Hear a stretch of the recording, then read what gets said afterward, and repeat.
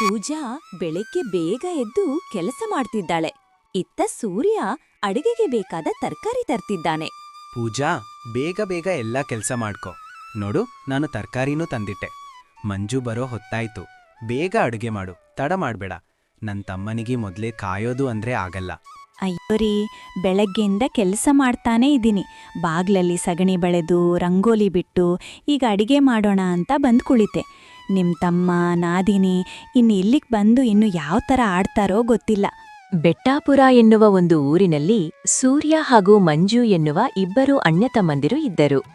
ಅವರು ಚಿಕ್ಕ ವಯಸ್ಸಿನಲ್ಲಿ ತಂದೆ ತಾಯಿಯನ್ನ ಕಳೆದುಕೊಂಡಿದ್ದರು.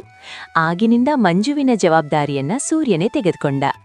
ತಾನು ಓದುವುದನ್ನ ಬಿಟ್ಟು ಜಮೀನಿನಲ್ಲಿ ಕಷ್ಟಪಟ್ಟು ಕೆಲಸ ಮಾಡಿ ತನ್ನ ತಮ್ಮನನ್ನ ಸಿಟಿಗೆ ಕಳುಹಿಸಿ ಓದಿಸಿದನು. ಅವನ ತಮ್ಮನು ಅಲ್ಲೇ ಓದಿ ಕೆಲಸ ತಗೊಂಡು ಕೊನೆಗೆ ಅಲ್ಲಿಗೆ ಒಂದು ಹುಡುಗಿಯನ್ನ ಪ್ರೀತಿಸಿ ಮದುವೆಯನ್ನ ಆದ. ಮಂಜುವಿಗೆ ಸೂರ್ಯನ ತೆರ ಒಳ್ಳೆಯ ಬುದ್ಧಿ ಇರಲಿಲ್ಲ. ತುಂಬಾ ದುರಹಂಕಾರ ಇತ್ತು. ಅನೇಕ ವರ್ಷಗಳ ಬಳಿಕ ಮಂಜು ಅವನ ಹೆಂಡತಿ ಭಾಗ್ಯ ಜೊತೆ ಅವನ ಹಳ್ಳಿಗೆ ಅವನು ಬರುತ್ತಿದ್ದ.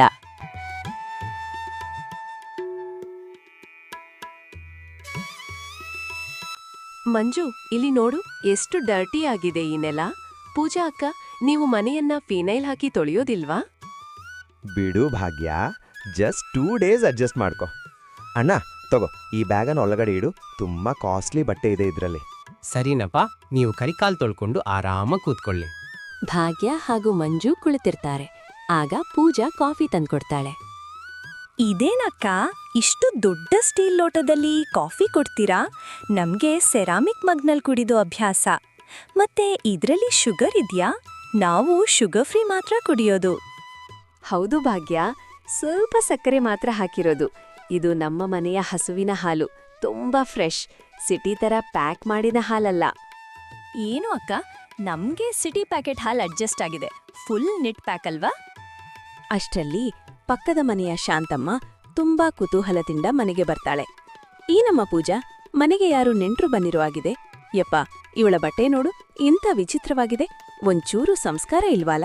ಪೂಜಾ, ನೀನಾದ್ರೂ ಇವಳಿಗೆ ಹೇಳಿಕೊಡ್ಬರ್ತಾ ನಮ್ಮ ಹಳ್ಳಿಲಿ ಎಂತ ಬಟ್ಟೆ ಹಾಕ್ಬೇಕು ಅಂತ. ಎಕ್ಸ್ಕ್ಯೂಸ್ ಮೀ, ಇದು ಇವಾಗಿನ ಲೇಟೆಸ್ಟ್ ಫ್ಯಾಷನ್. ನಿಮ್ಗೇನ್ ಗೊತ್ತು ಇದ್ರ ಬಗ್ಗೆ? ಟೆಸ್ಟ್ಲೆಸ್ ಫೆಲೋಸ್. ಸೀರೆ ಬಿಟ್ರೆ ಬೇರೇನೂ ಗೊತ್ತಿಲ್ಲ ಅನ್ಸುತ್ತೆ ನಿಮ್ಗೆ. ಏನು ಅಣ್ಣ ಇದು? ಯಾರ್ಯಾರನ್ನೋ ಮನೆಗೆ ಸೇರಿಸ್ಬೇಡ ಅಂತ ನಿನ್ಗೆ ಎಷ್ಟು ಸಲ ಹೇಳಿದ್ದೀನಿ ಅಲ್ವಾ? ನಮಗೆ ಸ್ವಲ್ಪ ಪ್ರೈವಸಿ ಬೇಕು. ನೋಡು, ಯಾರ್ಯಾರ ಹತ್ರನೂ ಏನೇನೋ ಅನ್ನಿಸ್ಕೊಳ್ಳಾಗಾಯ್ತು. ಇರ್ಲಿ ಬಿಡು ಮಂಜು, ಅವರು ನಮ್ಮನೆ ಪಕ್ಕದವರು, ಹಿರಿಯರು. ಏನೋ ಒಂದು ಬುದ್ಧಿಮಾತು ಹೇಳಿದ್ರು, ಅದಕ್ಕೆ ಹೀಗೆ ಕೋಪ ಮಾಡ್ಕೊಳ್ತಾ. ಅಯ್ಯೋ, ನಾನೇನಂತ ವಿಚಿತ್ರವಾಗಿ ಹೇಳಿದೆ? ಇರೋದ್ನೇ ಹೇಳಿದೆ. ಸರಿ ಬಿಡಿ, ನಿಮಗ್ ತೊಂದರೆ ಆಗತ್ತೆ ಅಂಡ್ಲೆ ನಾನಿಲ್ಲಿಂದ ಹೋಗ್ತೀನಿ. ಅಯ್ಯೋ ಅಕ್ಕ, ನೀವು ಬೇಜಾರ್ ಮಾಡ್ಕೋಬೆಲ್ಲಿ. ಹೀಗೆ ಶಾಂತಮ್ಮ ಕೋಪ ಮಾಡಿಕೊಂಡು ಅಲ್ಲಿಂದ ಹೊರಡುತ್ತಾಳೆ. ಪೂಜಾ ಮತ್ತು ಸೂರ್ಯ ಊಟಕ್ಕೆ ರೆಡಿ ಮಾಡಿಕೊಳ್ಳುತ್ತಿದ್ದಾರೆ. ಇಬ್ಬರೂ ಸೇರಿ ನೆಲದ ಮೇಲೆ ಬಾಳೆ ಎಲೆ ಹಾಕುತ್ತಾರೆ. ಏನು ಅಣ್ಣ ಇದು? ನೆಲದ ಮೇಲೆ ಕುಳಿತು ತಿನ್ಬೇಕಾ? ನಮ್ಗೆ ಕೆಳಕ್ಕೆ ಕೂತು ತಿಂದು ಅಭ್ಯಾಸ ಇಲ್ಲಣ್ಣ. ನಮ್ಮನೇಲಿ 1,00,000 ಟೇಬಲ್ ಇದೆ ಗೊತ್ತಾ? ನಮ್ಗೆ ಆದ್ರೂ ಮೇಲೆ ತಿಂದು ಅಭ್ಯಾಸ. ಛೀ. ಕುಳಿತುಕೋತಮ್ಮ, ನೆಲದ ಮೇಲೆ ಕೂತು ಊಟ ಮಾಡಿದ್ರೆ ದೇಹಕ್ಕೆ ಒಳ್ಳೆಯದು ಅಂತಾರೆ ಹಿರಿಯರು. ಆರೋಗ್ಯಕ್ಕೆ ಒಳ್ಳೆಯದಾ? ಈ ಧೂಳಿನಲ್ಲಿ ಕುಳಿತು ತಿಂದ್ರೆ ಇನ್ಫೆಕ್ಷನ್ ಆಗತ್ತೆ. ಮಂಜು, ನನಗಿಲ್ಲಿ 1 ನಿಮಿಷ ಇರೋಕ್ಕಾಗಲ್ಲ. ಇನ್ನು 2 ದಿನ ಅಡ್ಜಸ್ಟ್ ಮಾಡ್ಕೋ ಸಾಕು ಭಾಗ್ಯ. ಆಮೇಲೆ ಹೋಗೋಣ ಈ ಕೊಂಪೆಯಿಂದ. ಹೀಗೆ ಎಲ್ಲ ಮಾತಾಡಿ ಊಟ ಮಾಡಿ ಕುಳಿತಿರುತ್ತಾರೆ. ಆ ಸಮಯಕ್ಕೆ ಊರಿನ ಹಿರಿಯವರಾದ ಮುನಿಯಪ್ಪ ಮನೆಗೆ ಬರುತ್ತಾರೆ. ಸೂರ್ಯ, ಯಾರು ನಿನ್ ತಮ್ಮ ಬಂದಿದ್ದಾನಾ? ಎಷ್ಟು ವರ್ಷ ಆಯಿತು ನೋಡಿ. ಚಿಕ್ಕ ಹುಡುಗ ಇದ್ದಾಗ ನೋಡಿದ್ದು. ಹೇಗಿದ್ದೀಯಪ್ಪ ಮಂಜು? ನಿಮಗೆ ನಾವ್ಯಾರು ನೆನಪೇ ಆಗಿಲ್ವಾ? ನಾನ್ ಚೆನ್ನಾಗಿದ್ದೀನಿ. ನೀವು ಯಾರು ಅಂತ ನನಗೆ ನೆನಪಿಲ್ಲ. ಅಣ್ಣ, ಯಾರ್ಯಾರೋ ಬಂದು ನನ್ನನ್ನು ಮಾತಾಡ್ಸೋದು ನನಗೆ ಇಷ್ಟವಿಲ್ಲ. ಅವರು ನಮ್ಮೂರಿನ ಹಿರಿಯರು. ಸ್ವಲ್ಪ ಗೌರವ ಕೊಟ್ಟು ಮಾತಾಡು. ಸರಿ, ತಡ ಆಗಿದೆ, ಬನ್ನಿ ಎಲ್ರೂ ಹೋಗಿ ಮಲ್ಗೋಣ. ಭಾಗ್ಯ, ಮಂಜು, ನಿಮ್ಗೆ ಒಂದ್ ರೂಮಲ್ಲಿ ಎಲ್ಲ ಸಿದ್ಧವಾಗಿದೆ, ಹೋಗಿ ಮಲ್ಗಿ. ಹೀಗೆ ಹೇಳಿದ ಮೇಲೆ ಭಾಗ್ಯ ಮತ್ತು ಮಂಜು ವ್ಯಂಗ್ಯವಾಗಿ ಮುಖ ಮಾಡಿಕೊಂಡು ರೂಮಿಗೆ ಹೋಗಿ ಮಲಗುತ್ತಾರೆ. ಪೂಜಾ ನೀರು ತರಲು ಬಾವಿಯ ಬಳಿ ಹೋಗಿರುತ್ತಾಳೆ. ಆಗ ಭಾಗ್ಯ ಬಾವಿಯ ಬಳಿ ಬರುತ್ತಾಳೆ. ಅಕ್ಕ, ಇಷ್ಟು ಕಷ್ಟಪಟ್ಟು ಬಾವಿಯಿಂದ ನೀರನ್ ತರ್ತೀರಾ, ಒಂದ್ ಮೋಟರ್ ಹಾಕ್ಸಕ್ಕಾಗಲ್ವಾ? ಎಷ್ಟೊಂದ್ ಹಿಂದುಳಿದಿದ್ದೀರಾ ನೀವು. ಭಾಗ್ಯ, ಕೆಲ್ಸ ಮಾಡಿದ್ರೆ ಮೈ ಕೈ ಗಟ್ಟಿಯಾಗುತ್ತೆ. ನೀವ್ ಸಿಟಿಯಲ್ಲಿ ಜಿಮ್ಗೆ ಹಣ ಕೊಡ್ತೀರಾ, ನಾವಿಲ್ ಕೆಲ್ಸ ಮಾಡಿದ್ರೂ ಸುಸ್ತಾಗಲ್ಲ. ಜಿಮ್ ಅಂದ್ರೆ ಏನು ಅಂತ ಗೊತ್ತಾ ನಿಮ್ಗೆ? ಮೊದಲು ನಿಮ್ಮ ಈ ಹಳ್ಳಿಯ ಲೈಫ್ ಸ್ಟೈಲ್ ನೋಡಿ ನನಗೆ ನಗು ಬರುತ್ತೆ. ನೀನೇ ಒಂದಿನ ಹೇಳ್ತೀಯ ಭಾಗ್ಯ, ಹಳ್ಳಿ ಲೈಫು ಬೆಸ್ಟ್ ಅಂತ. ಅಪ್ಪ, ನಾಳೆನೇ ಲಾಸ್ಟ್ ಡೇಟು ಫೀಸ್ ಕಟ್ಟಕ್ಕೆ. ಸೂರ್ಯನು ಮಗನ ಸ್ಕೂಲಿನ ಫೀಸ್ ಕಟ್ಟೋಕೆ ಹಣದ ಬಗ್ಗೆ ಯೋಚನೆ ಮಾಡ್ತಾ ಇರ್ತಾನೆ. ಅಣ್ಣ, ಹಣಕ್ಕೆ ಯಾಕೋ ಅಷ್ಟೇ ತಲೆ ಕೆಡಿಸ್ಕೊಂಡಿದ್ಯಾ? ನಾನು ಒನ್ ಡೇ ಸ್ಯಾಲ್ರಿ ಅದು. ನೀನಿಲ್ಲಿ ಮಣ್ಣಲ್ಲಿ ಬಿದ್ದು ಒದ್ದಾಡಿದ್ರೂ ನಂತರ ಶ್ರೀಮಂತ ಹಾಕೋಕೆ ಸಾಧ್ಯನೇ ಇಲ್ಲ. ಮಂಜು, ಇವ್ರಿಗೇನ್ ಗೊತ್ತು ನಮ್ ಸಿಟಿ ಬಗ್ಗೆ? ಇವ್ರು ಈ ಮನೇಲೇ ಬಿದ್ದು ಹೊದ್ದಾಡ್ಲಿ ಬಿಡು. ಹೀಗೆ ಪದೇ ಪದೇ ಹಳ್ಳಿಯ ಬಗ್ಗೆ ಹೀಯಾಳಿಸಿದಾಗ ಪೂಜಾ ತಾಳ್ಮೆ ಕಳೆದುಕೊಳ್ಳುತ್ತಾಳೆ. ನೋಡು ಭಾಗ್ಯ, ನೀವು ಸಿಟಿಯಿಂದ ಬಂದಿದ್ದೀರಿ ಅಂತ ನಾವು ಗೌರವ ಕೊಡ್ತಿದ್ದೇವೆ. ಆದ್ರೆ ನಮ್ಮ ಮಣ್ಣನ್ನು, ನಮ್ಮ ಬದುಕನ್ನು ಅಣುಕಿಸುವ ಅಧಿಕಾರ ನಿಮಗಿಲ್ಲ. ನೀವು ತಿನ್ನೋ ಅನ್ನ ಕೂಡ ಈ ಮಣ್ಣಿನಿಂದಲೇ ಬೆಳೆಯೋದು, ನೆನಪಿರ್ಲಿ. ಮಂಜು, ಇವ್ರು ನಂಗೆ ವಾಯ್ಸ್ ರೇಸ್ ಮಾಡಿ ಮಾತಾಡ್ತಾ ಇದ್ದಾರೆ. ನಡಿ, ಮೊದ್ಲು ಇಲ್ಲಿಂದ ಹೋಗೋಣ. ಭಾಗ್ಯ, ಮಂಜು, ನೀವು ತಿಳಿದವರು. ಇವತ್ತಿದ್ದು ನಾಳೆ ಬೆಳಿಗ್ಗೆ ಇಲ್ಲಿಂದ ಹೋಗಿ ಕತ್ತಲೆ ಆಗಿದೆ. ದಯವಿಟ್ಟು ಅವಳ ಮಾತಿಗೆ ಬೇಜಾರಾಗ್ಬೇಡಿ. ಎಲ್ಲರೂ ಅಂಗಳದಲ್ಲಿ ಕುಳಿತಿರುತ್ತಾರೆ. ಮಂಜು ತನ್ನ ಲ್ಯಾಪ್ಟಾಪ್ ಹಿಡಿದು ಕೆಲಸ ಮಾಡುತ್ತಿರುತ್ತಾನೆ. ಅಣ್ಣ, ನನ್ನ ಈ ಒಂದು ಡೀಲ್ ಓಕೆ ಆದ್ರೆ ಸಾಕು. ನಿನ್ನ ಈ ಹೊಲದ ಬೆಲೆ ನನಗೆ ಒಂದೇ ದಿವಸದಲ್ಲಿ ಸಿಗುತ್ತೆ. ನೀನ್ಯಾಕೆ ಸುಮ್ಮನೆ ಬಿಸಿಲಲ್ಲಿ ಒದ್ದಾಡ್ತೀಯ? ನಿನಗೆ ಹಣ ಮುಖ್ಯ ತಮ್ಮ, ನನಗೆ ಮಣ್ಣು ಮುಖ್ಯ. ನೀನು AC ರೂಮಲ್ಲಿ ಕೂತು ಕೆಲಸ ಮಾಡ್ತೀಯ, ನಾನು ಆಕಾಶದ ಕೆಳಗೆ ದುಡಿತೀನಿ. ಅಷ್ಟೇ ವ್ಯತ್ಯಾಸ. ಅಕ್ಕ, ಈ ಸೊಳ್ಳೆಗಳ ಕಾಟಕ್ಕೆ ಇಲ್ಲಿ ಮಲಗೋದು ಹೇಗೆ? ನಮ್ಗೆ ನಿದ್ದೆನೇ ಬರಲ್ಲ. ನಿಮ್ಮಲ್ಲಿ ಲೈಫ್ ತುಂಬಾ ಚೀಪ್ ಅನ್ಸುತ್ತೆ. ನಿದ್ದೆಯಲ್ಲಿ ಇರುತ್ತಾರೆ.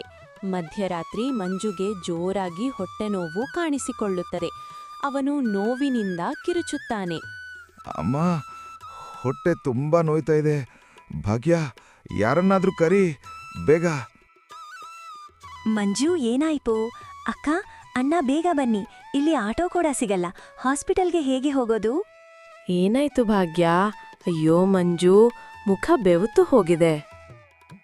ಸೂರ್ಯ ಗಾಬರಿಯಿಂದ ಬರುತ್ತಾನೆ. ಹಣ ಅಥವಾ ಅವನ ಬಳಿ ಕಾರಿಲ್ಲದಿದ್ದರೂ ತಮ್ಮ ಸಮಾಧಾನ ಆಗಿ ಪೂಜಾ ಬೇಗ ಆ ನಾಟಿ ಔಷಧಿ ಕಷಾಯ ತಗೊಂಡ್ವಾ. ಯಾವ ನಾಟಿ ಔಷಧಿನೂ ಬೇಡ, ಅವನಿಗೆ ಇನ್ಫೆಕ್ಷನ್ ಆಗಬಹುದು. ಯಾವ್ದಾದ್ರೂ ದೊಡ್ಡ ಸಿಟಿ ಹಾಸ್ಪಿಟ್ಲಿಗೆ ಕರೆದುಕೊಂಡು ಹೋಗಿ. ಭಾಗ್ಯ, ಇದು ಸಿಟಿ ಅಲ್ಲ. ಈ ಸಮಯದಲ್ಲಿ ಯಾವ ಗಾಡಿ? ಸೂರ್ಯ ಸರಿಯಾದ ಸಮಯಕ್ಕೆ ಪಕ್ಕದ ಊರಿನಲ್ಲಿರುವ ಒಂದು ಹಾಸ್ಪಿಟಲ್ಗೆ ಕರೆದುಕೊಂಡು ಹೋಗ್ತೆ. ಚಿಕಿತ್ಸೆ ಗುಣಮುಖ ಆಗ್ತಾನೆ. ಮಂಜು ಗುಣಮುಖವಾಗಿ ಹಾಸಿಗೆ ಮೇಲೆ ಕುಳಿತಿರ್ತಾನೆ. ಸೂರ್ಯ ಅವನ ಪಕ್ಕದಲ್ಲಿ ಕುಳಿತು ಅವನ ಕಾಲು ಒತ್ತುತ್ತಿರ್ತಾನೆ. ಅಣ್ಣ, ನನ್ನ ಬಳಿ ಅಷ್ಟು ಹಣ ಇದ್ರೂ ರಾತ್ರಿ ನಾನು ಸಾಯ್ತೇನೆ ಎನ್ನುವಷ್ಟು ನೋವಾಗಿತ್ತು. ನೀನು ನಿನ್ನ ಪರಿಶ್ರಮದಿಂದ ನನ್ನನ್ನು ಕಾಪಾಡಿದೀಯ. ಅದಕ್ಕೆ ಹೇಳೋದು ತಮ್ಮ, ಮನುಷ್ಯನಿಗೆ ಆಸರೆ ಅಂತ. ನಿನ್ AC ಕಾರೋ ಅಥವಾ ನಿನ್ ಬ್ಯಾಂಕ್ ಬ್ಯಾಲೆನ್ಸ್ ನಿನಗೆ ರಾತ್ರಿ ಸಹಾಯಕ್ಕೆ ಬರ್ಲಿಲ್ಲ ಅಲ್ವಾ? ಭಾಗ್ಯ, ನಾವು ಬಡವರು ಇರಬಹುದು, ಆದ್ರೆ ನಮ್ಮೆಲ್ಲರ ಪ್ರೀತಿ ಯಾವ ಸಿಟಿ. ಮಂಜು ಮತ್ತು ಭಾಗ್ಯ ಹೊರಡಲು ಸಿದ್ಧರಾಗುತ್ತಾರೆ. ಭಾಗ್ಯ ಈ ಬಾರಿ ಪೂಜಾ ಬಳಿ ನಿಂದು ಹೇಳುತ್ತಿದ್ದಾಳೆ.